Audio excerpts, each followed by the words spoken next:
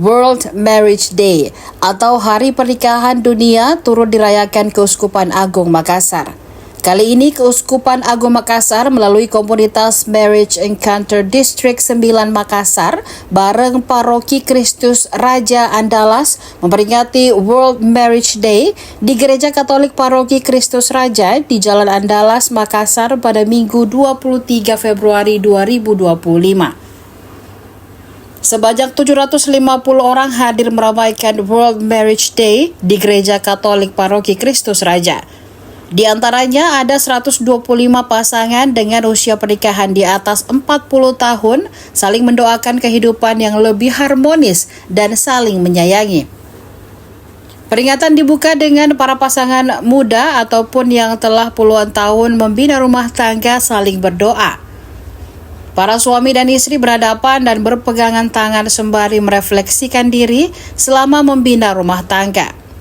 Selain itu, mereka saling berpelukan, menunjukkan rasa kasih sayang.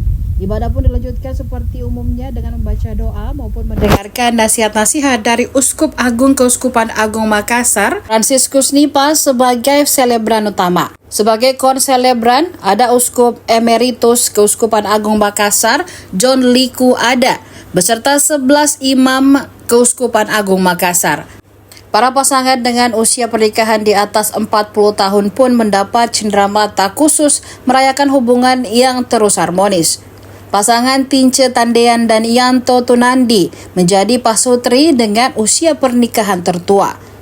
Tince Tandean dan Yanto Tunandi menikah pada 8 Maret 1953. Artinya usia pernikahan mereka sudah mencapai 67 tahun. Selanjutnya ada pasangan Maria Lee Sujun dan Yosef Husni Wijaya. Pasangan ini menikah 28 Oktober 1959.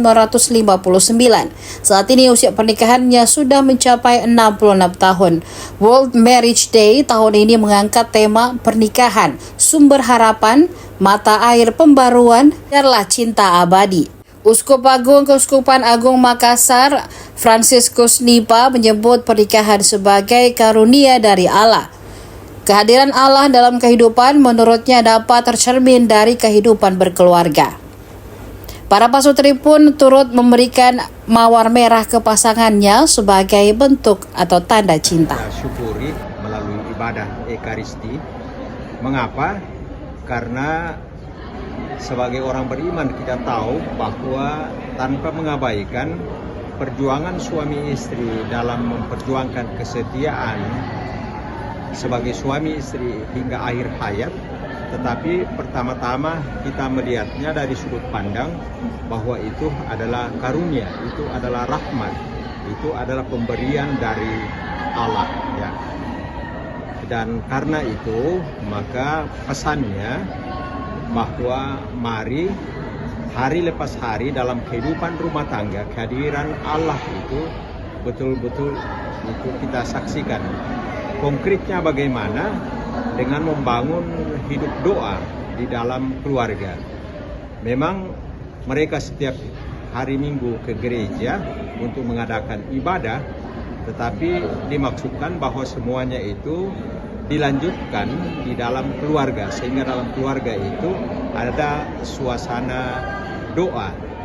Karena kita mengetahui bahwa kita manusia ini tidak sempurna, punya kekurangan, punya kelemahan, dan karena itu kekuatan kita itu hanya pada Allah. Kita akan mampu untuk bertahan dalam kesetiaan hingga akhir hayat kalau kita bersandar, kita mengandalkan kekuatan Allah.